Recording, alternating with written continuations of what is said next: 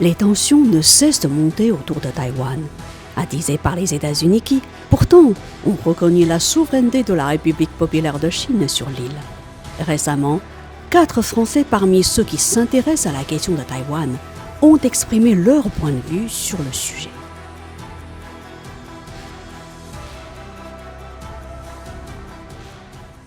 La situation de Taïwan est essentielle pour la Chine.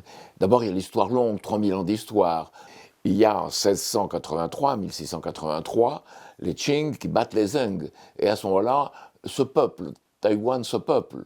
Il y a à peu près 125 130 000 personnes en 1683. Tout à coup, il y a 2 100 000 en 1810. Donc il y a une présence chinoise historique. Et puis, il y a la guerre. Et au moment de la guerre, c'est le Japon qui occupe l'île. Et il y a un gouvernement collaborationniste qui s'établit au Japon, de Wang Jingwei. Et ce gouvernement collaborationniste, il est battu. Et les Japons sont battus à la fin de la guerre. Puis Chiang Kai-shek est battu sur le continent. 1 million de Chinois se réfugient et le suivent à Taïwan. Mais à ce moment-là, ni Chiang Kai-shek, ni Mao Zedong, ni le gouvernement de la République populaire de Chine, ni celui de la République de Chine ne contestent. Il y a une seule Chine et Taïwan en fait partie. C'est très clair pour les deux parties. Même s'ils combattent à mort entre eux, c'est très clair que Taïwan est chinois.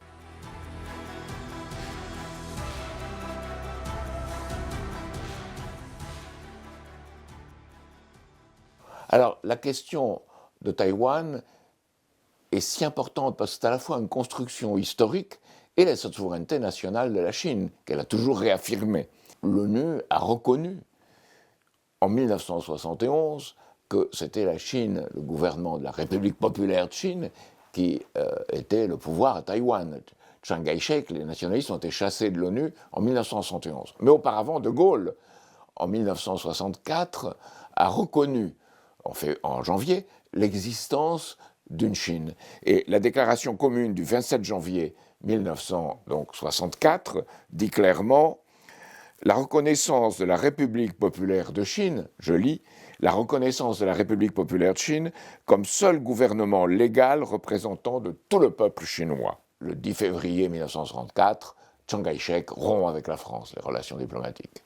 Puis en 1972, le voyage de Kissinger avec évidemment le président Nixon et Mao Zedong, il y a la grande rencontre en Chine, et avec le communiqué qui dit, le communiqué final, les États-Unis notent que, de part et d'autre du détroit de Taïwan, les Chinois affirment qu'il n'y a qu'une seule Chine et que Taïwan fait partie de la Chine. Le gouvernement des États-Unis ne conteste pas cette position. Il souhaite un règlement pacifique par les Chinois eux-mêmes. Alors, évidemment, aujourd'hui, on comprend que la République de Chine voit comme une provocation lorsque Nancy Pelosi va à Taïwan et dit qu'il y a une remise en cause de toute cette architecture. Et le gouvernement chinois de la République populaire souhaite un règlement pacifique, mais n'exclut pas, si les intérêts fondamentaux de la Chine sont en cause, sa souveraineté, d'utiliser la force. Mais cela ne veut pas dire que l'approche est celle de la force, pas du tout. Je crois qu'on est dans l'approche de Sun Tzu, dans l'art de la guerre, qui dit le meilleur, c'est de contraindre l'ennemi à cesser le combat par une position plus juste.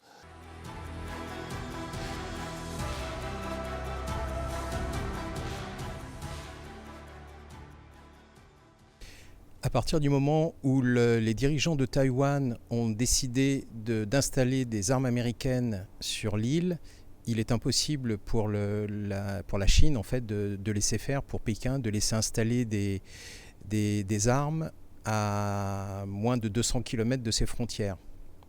Donc, à partir du moment où ce processus est engagé, la Chine est obligée d'intervenir, d'autant plus qu'on le voit, non seulement Taïwan s'arme, mais également le Japon, et puis la Corée du Sud, sans compter les Philippines, avec la construction de cette immense base militaire américaine. Donc, moi, il me paraît évident que la Chine ne peut pas laisser s'installer des armes américaines sur le territoire taïwanais.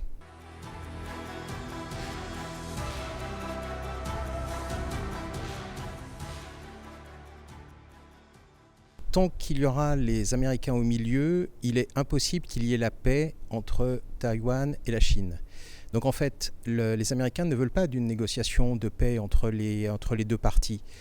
Et d'ailleurs, à quel titre se mêlerait-il des discussions ? Donc s'il doit y avoir des négociations qui veulent réellement la paix, il est évident que la seule possibilité, ce sont des discussions entre Pékin et Taipei.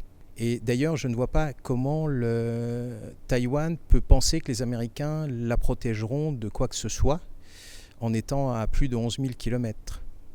Donc en fait, s'engager dans un processus progressif de militarisation ne peut que mal se terminer finalement pour tout le monde, mais d'abord pour Taïwan.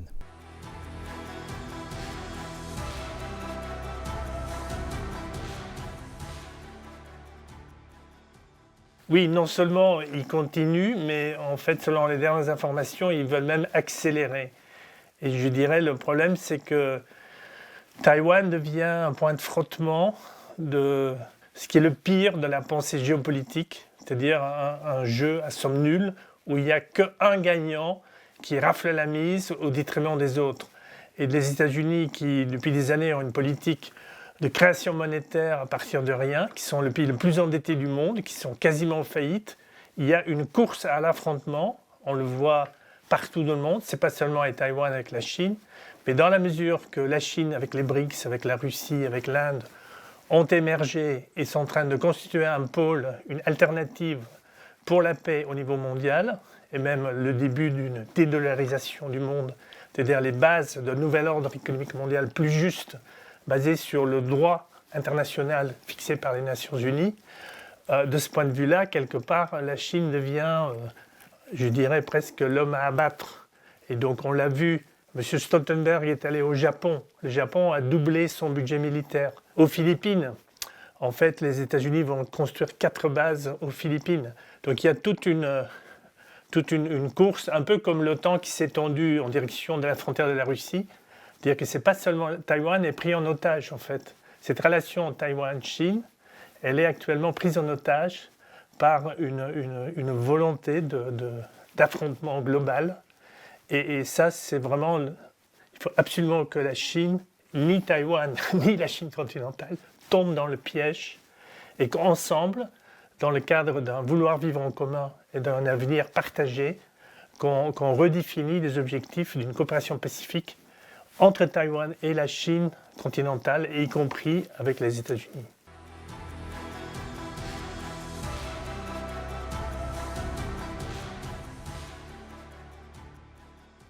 Mon premier point, c'est l'accès au marché chinois, en fait, pour Taïwan, pour l'économie taïwanaise. Il faut savoir que d'ores et déjà, la Chine est le premier partenaire économique de l'île de Taïwan, en fait. Et ça, peut-être que les gens n'en ont pas forcément conscience. Mais c'est donc Taïwan investit en Chine en premier. Voilà, il y a 2 millions de Taïwanais qui habitent en Chine, en fait. Voilà. Là, par exemple, on a vu que avec la visite de l'ancien président du KMT qui est allé en Chine, il y a eu la réouverture dans la foulée de la ligne aérienne entre Taipei et Fuzhou, donc dans le Fujian. C'est là vraiment que la majorité des Taïwanais se rassemblent. Donc pour le business, mais c'est aussi, il y a un côté historique évidemment parce que la plupart des Taïwanais viennent de cette région-là en Chine en fait. C'est important de noter et d'être conscient que vraiment la Chine est le premier partenaire économique de Taïwan et que sans la Chine, eh bien, Taïwan ne pourrait jamais se développer.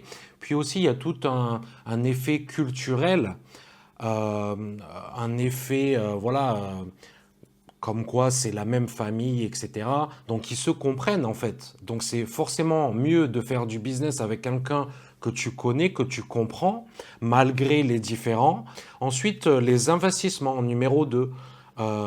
Plus il y aura un rapprochement, plus il y aura des investissements, un échange de ressources. Taïwan peut bénéficier des ressources immenses de la Chine, des ressources, que ce soit les minerais, enfin voilà, tout, même financière, évidemment, les investissements, la recherche aussi, parce qu'on sait que la Chine aujourd'hui, c'est le pays qui forme le plus d'ingénieurs au monde, peut-être avec l'Inde aussi.